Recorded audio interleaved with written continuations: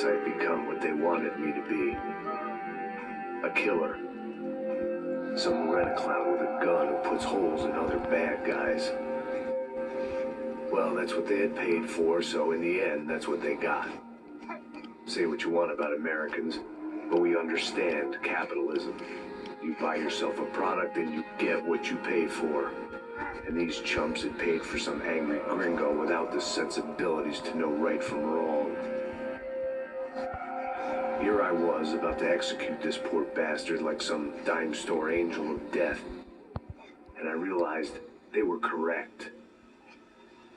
I wouldn't know right from wrong if one of them was helping the poor and the other was banging my sister.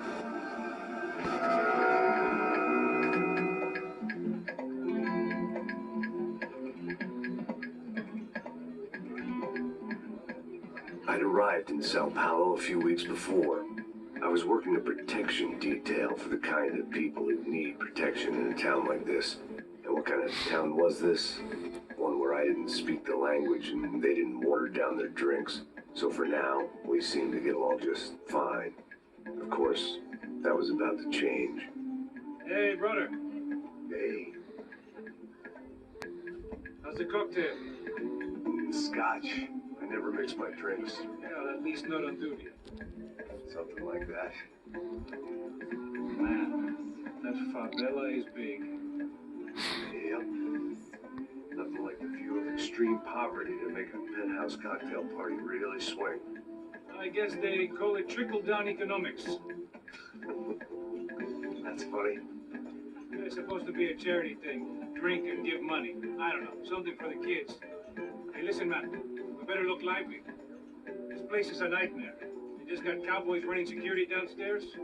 Something rotten in the air. That didn't mean much. There was always something rotten in the air. The family we were protecting were local celebrities, rich parasites with delusions of humanity. The kind of people who end up in glossy magazines or body bags, depending on how their luck runs. So where are they all? I see Rodrigo over there talking to that guy. Yeah, I don't know him. That guy next to him. He's some kind of cop. I think, I'm not sure. Serious, though. Big end cop, anti-gang sort of thing. I can't remember his name. So who's this guy? That guy's a plastic surgeon or some kind of surgeon. Tommy tucks and cock implants. Look at Marcel. Still dances like a fool.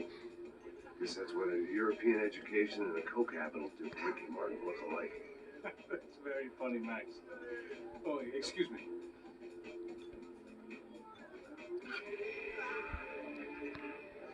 I was mostly working for Rodrigo Branco, a local businessman.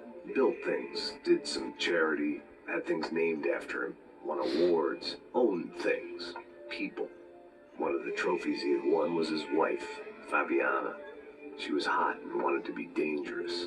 Some good genes trying to fight their way out of a cesspit. She'd married well and was now at leisure to regret her good fortune. They got along as well as any rich workaholic and his younger airhead wife tend to get along. They mostly ignored each other. She spent a lot of time with his cokehead younger brother, Marcello. He was a good-time guy if your idea of a good time was an expensive suit, a bottle of champagne, and nothing between the ears. The middle brother, Victor, had just walked in. He was a local politician.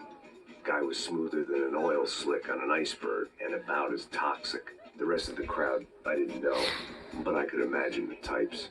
People who know if they drink enough, they won't have to feel guilty about their good fortune. Suddenly, things turned real ugly. Felt like our hangovers arrived right on cue.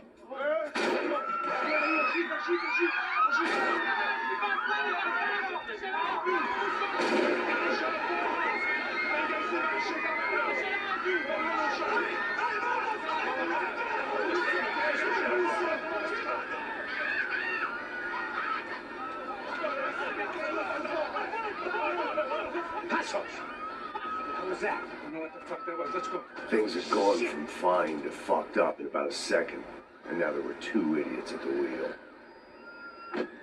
Clear. Got this floor? Sure. Look after yourself, bro. Stay safe. It wasn't my own safety